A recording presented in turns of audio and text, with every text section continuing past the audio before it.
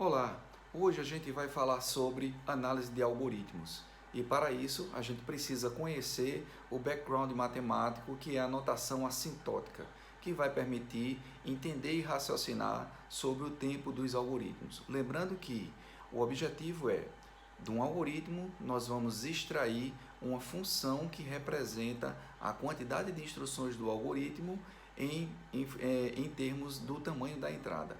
E a partir daí, a gente usando esse background de notação assintótica, a gente vai ser capaz de compreender quando o algoritmo é melhor, quando é pior, como encontrar um algoritmo que tem o mesmo tempo, que é um limite superior, um limite inferior, tudo isso. Vamos lá? E análise assintótica. Lembrando que o desafio da análise de algoritmos é, primeiro, olharmos para o algoritmo e extrairmos uma expressão que relaciona a quantidade de instruções que o algoritmo executa com o tamanho da entrada. Tá? Então, basicamente, nós nos preocupamos em extrair uma função que representa o tempo de execução do algoritmo em termos de quantidade de instruções executadas. Tá? E essa função ela pode ter uma expressão bastante variada, certo? Desde uma função simples até funções complexas, envolvendo inclusive funções matemáticas periódicas, tá? E não convencionais. Tá?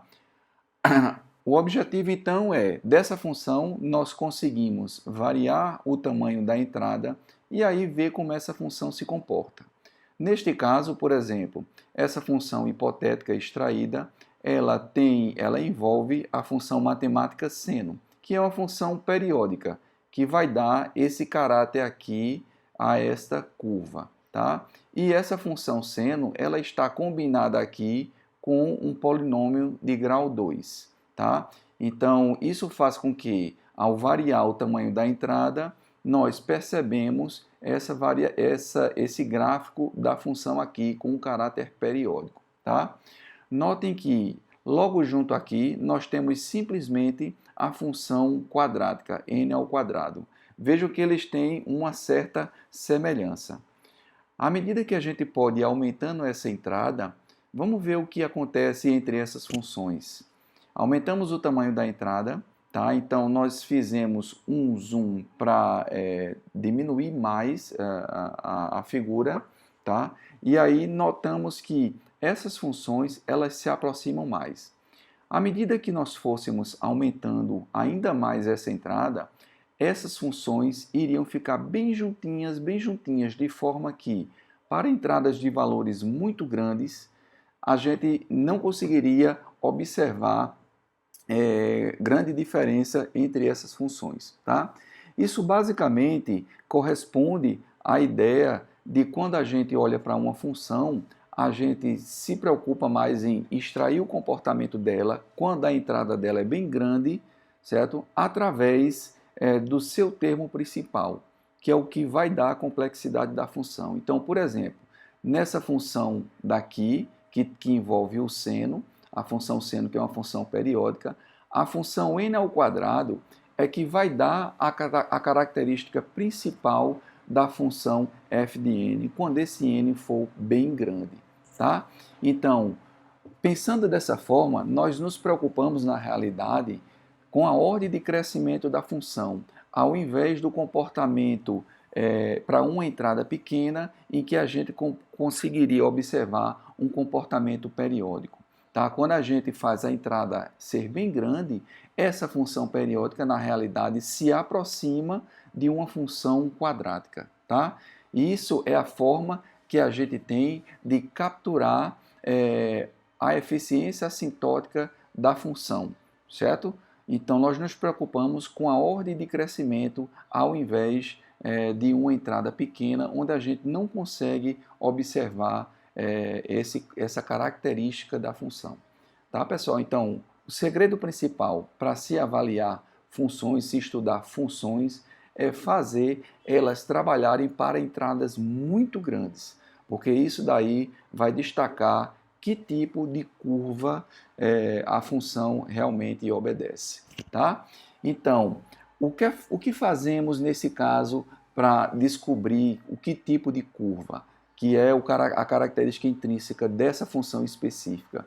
Nós eliminamos os termos mais simples, tá? As constantes e essa função daqui seno, porque quando esse n for bem grande, quando a entrada for bem grande, essa função basicamente vai se comportar como uma função quadrática. Então nós dizemos que essa função, certo? Ela tem complexidade de uma função quadrática, certo? Então essa ideia de abstrair termos de menor relevância, ela serve para identificar o comportamento assintótico da função, tá? E isso é importante para a gente até decidir identificar que funções seriam mais rápidas de serem utilizadas e empregadas. Por exemplo, nós temos duas funções aí. A primeira, que tem esse tempo aqui, 3 log de n mais 1, e a segunda, que é dado por esse polinômio daqui, que depende de n, certo? Um polinômio de grau 1. Se a gente fosse entender o comportamento dessas funções quando n é bem grande, certo? A primeira função, basicamente, iria ser uma função logarítmica, tá? E a segunda função, que nós vemos aqui, ele iria ser um polinômio de grau 1, certo? Quando a gente vai para o infinito, essas funções daqui têm um comportamento bem diferente uma da outra, tá? Elas se distanciam cada vez mais, de forma que a gente consegue observar, certo? Quem é maior do que quem, ou seja, quem tem maior complexidade, tá? E a partir daí, desse cenário, é que nós olharíamos para uma função que tem tempo log de n e uma de n e somos capazes de escolher, tá certo? Obviamente, nós escolheríamos uma função log de n, tá? Que é uma função que vai estar abaixo de uma função n quando esse n é bem grande. Ok, pessoal? Então, esse é o objetivo da notação assintótica. A gente vai estar preocupado em capturar o crescimento das funções através do seu tipo de curva, identificar cada curva, olhar como essas curvas se comportam lá no infinito, certo? Quando a entrada é bem grande, e aí a gente consegue diferenciar quem está acima é pior, quem está abaixo é uma função melhor, tá? Então, a partir do momento que a gente tenta capturar isso das funções, nós abstraímos função 2x, 2x mais 1, 3x mais 1, todas elas são funções lineares. Quando fazemos essa análise assintótica, nós nos preocupamos, na realidade, em capturar a classe de funções. Toda a classe de funções que são funções de grau 1, né? Toda a classe de funções que são funções exponenciais, classe de funções que são logarítmicas e assim sucessivamente. Tá? Então, a notação assintótica nada mais é do que um ferramental matemático para poder capturar a ordem de crescimento das funções quando elas lidam com entradas muito grandes. E basicamente o que a gente tenta detectar é, a partir do ponto, existe um ponto em que as funções passam a ter um comportamento bem definido, tá? E a gente vai tentar identificar a partir de que ponto essas funções vão ter um comportamento bem definido, porque é a partir daí que eu vou começar a olhar e capturar as classes das funções, tá? Então, isso é feito através de um backgroundzinho matemático que insere novos termos de notação, certo?